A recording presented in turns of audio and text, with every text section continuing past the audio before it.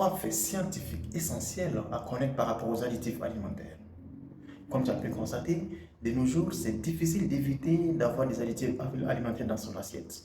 On les retrouve notamment dans presque tous les produits, que ce soit dans les boissons comme les jus et les fruits, dans les sodas, dans les biscuits, dans les conserves et même dans les ingrédients et les plats préparés.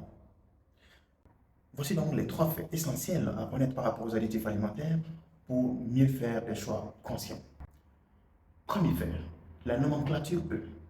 Les additifs alimentaires sont identifiés généralement sous le code E, suivi d'un nombre allant de E100 jusqu'à E1500.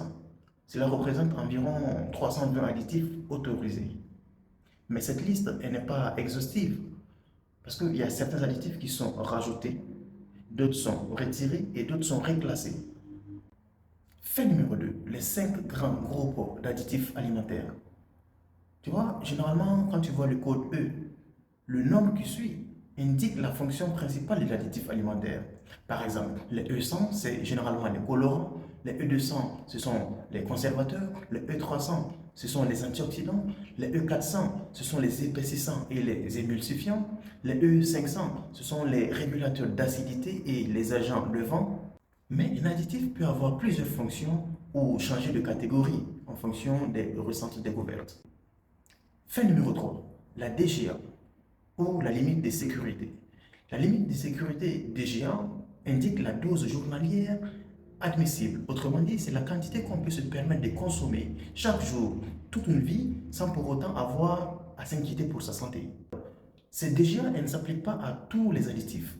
Il y a certains additifs naturels dont l'usage ne montre aucun effet toxique. Donc, pour ces additifs alimentaires, par exemple, on mentionne une DGA non spécifiée. Mais cette DGA, elle est revue régulièrement également par des institutions notamment comme l'OMS, la FAO ou l'EFSA en Europe. À l'issue de cette réévaluation, on peut tout simplement décider de réduire une DGA, de l'augmenter ou carrément de la supprimer. En bref, les additifs alimentaires ne sont pas forcément dangereux.